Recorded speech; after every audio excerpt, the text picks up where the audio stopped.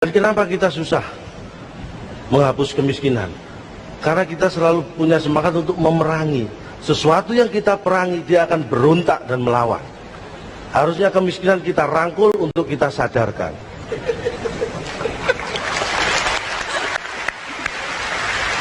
Indonesia ini, mohon maaf, saya bukan mengkritik, tapi ada hal yang menurut saya kurang pas. Indonesia terlalu banyak gengsi. Ketika kita banyak ngomong, tidak bertindak, kita dianggap hanya bisa ngomong. Itu juga menjadi kendala memberantas korupsi dan kemiskinan. Ketika kita ngomong memberantas korupsi, memberantas kemiskinan, mereka yang korupsi akan menganggap, lu nggak korupsi kenapa ngomong korupsi? Kita harus korupsi dulu baru boleh ngomong korupsi. Itulah masalahnya. Itu yang harus kita kikis. Karena korupsi apapun bentuknya itu merugikan rakyat. Kuncinya hanya satu. Apa mereka tidak punya iman? Punya. Yang mereka tidak punya adalah mikir. Karena saya tahu persis, karena saya survei orang yang korupsi. Saya tanya, Anda tidak punya iman? Punya. Anda tidak punya harga diri? Punya. Tapi apakah Anda mikir? Tidak. Saya tahu betul, karena kebetulan orang tua saya. Jadi saya tahu persis. Tapi kita punya masalah berat selain penegakan hukum ya. Kita masih banyak kemiskinan. Sudah ada kartu Indonesia Sehat, kartu Indonesia Pintar. Dan saya bersyukur sejak ada kartu Indonesia Pintar, anak saya yang paling kecil sudah pintar main kartu.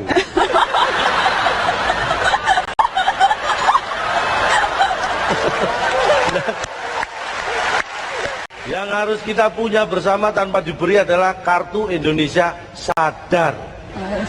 Kita harus sadar menjadi bangsa Indonesia, kita harus mulai mikir. Karena apa? Pikiran itu hanya berfungsi seperti parasit. Ingat ya, parasit itu bisa berfungsi baik ketika dia terbuka dan berkembang. Pikiran juga harus seperti itu.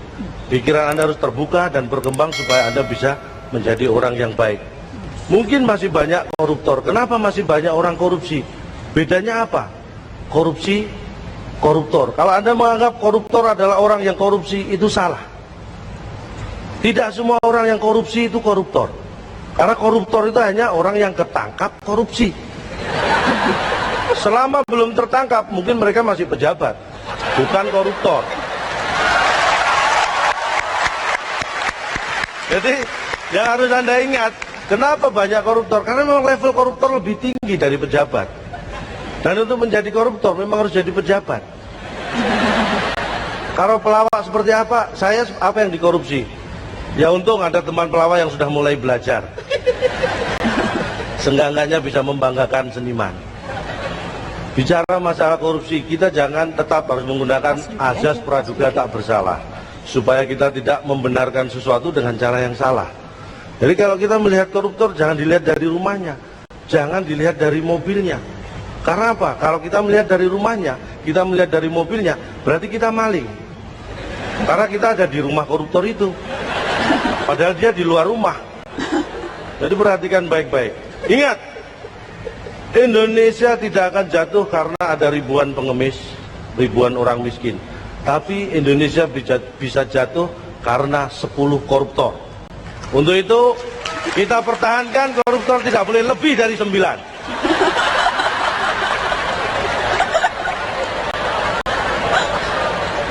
Banyak juga yang berpendapat koruptor harus dihukum mati. Di Cina sudah dilaksanakan itu, tapi ada sedikit juga yang saya survei di sana. Ada koruptor yang hanya 2 bulan dihukum di Cina, padahal miliaran yuan yang dikorupsi. 2 bulan di penjara, minggu berikutnya ditembak mati. Itulah hebatnya, itu yang harus kita terapkan. Bicara masalah penegakan hukum, bukan saya bermaksud sombong, tapi saya tahu walaupun sedikit. Ketika kita menegakkan hukum, di mana kita punya kedaulatan masalah itu, banyak tekanan dari bangsa lain. Prancis, Australia. Saya ingat hukum Newton. Tekanan itu bisa menimbulkan gaya. Kenapa negara kita mendapat banyak tekanan? Karena Prancis sama Australia kebanyakan gaya.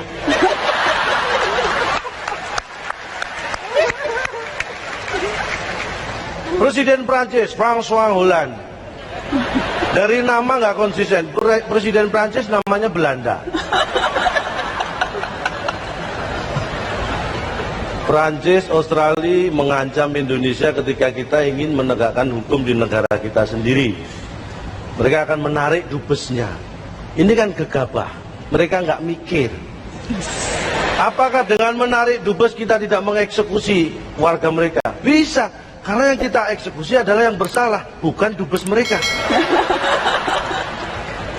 Saya yakin mereka kalau mikir pasti akan mengembalikan dubesnya.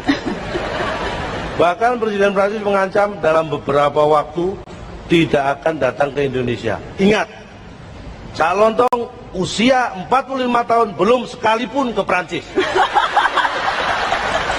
Dan tidak ada masalah dengan saya. Karena betul ketika kita mengumumkan mau mengeksekusi warga Prancis, saya lihat betul Presiden Prancis langsung telepon. Saya nggak ambil pusing, toh saya tidak tahu artinya. Tapi yang jelas saya bangga dengan Indonesia. Makanya kemanapun, ke luar negeri, saya nggak pernah pakai bahasa lain. Saya selalu pakai bahasa Indonesia. Saya ingin tunjukkan pada dunia bahwa Cak Lontong nggak bisa bahasa Inggris.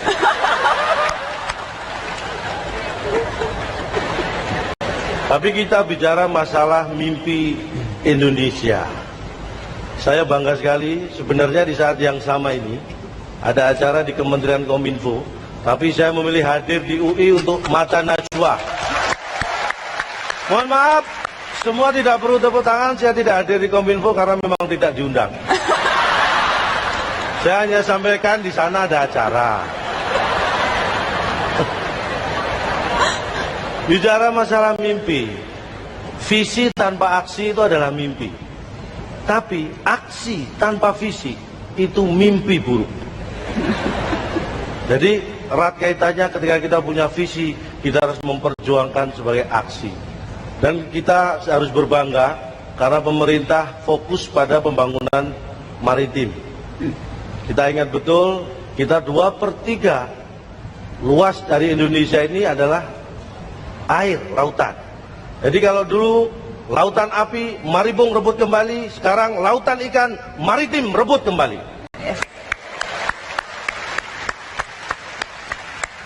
Dan bicara masalah anak negeri, Bapak Habibie salah satu yang sangat membanggakan. Sampai-sampai waktu saya kecil, ditanya tadi mimpi, cita-cita, saya pengen jadi Habibie. Dan sejak SMP, saya sadar bahwa cita-cita salah. Benar, saya sadari cita-cita saya salah kalau ingin seperti Habibie ketika SMP. Karena ketika SMP, mohon maaf, tinggi badan saya sudah lebih tinggi dari Pak Habibie. Jadi saya nggak bisa seperti Pak Habibie. Tapi semangatnya, kalau cinta dengan pasangan saya nomor 1. Kenapa cinta pasangan saya nomor 1? Karena ada nomor 2, nomor 3. Bukan seperti itu. Kalau saya sama istri itu jalan-jalan ke mall, dia selalu saya gandeng, nggak pernah saya lepas. Karena kalau saya lepas dia belanja nggak karuan. Makanya saya ingin Anda semua meniru Bapak Habibie, seseorang yang bisa mengagumkan dan dikagumi oleh Indonesia. Dan saya, Cak Lontong, hanya bisa mengagumi Pak Habibie dan Indonesia. Mudah-mudahan apa yang saya sampaikan kurang bermanfaat. Tetap semangat, jangan kapok menjadi Indonesia, dan banggalah menjadi warga negara Indonesia. Saya Cak Lontong, salam lemper. Jangan lupa komen dan like, subrek juga sama lonceng biar bisa tahu kalau ada video terbaru. kalau di sosmed lain. Follow kita juga ya. Bye bye.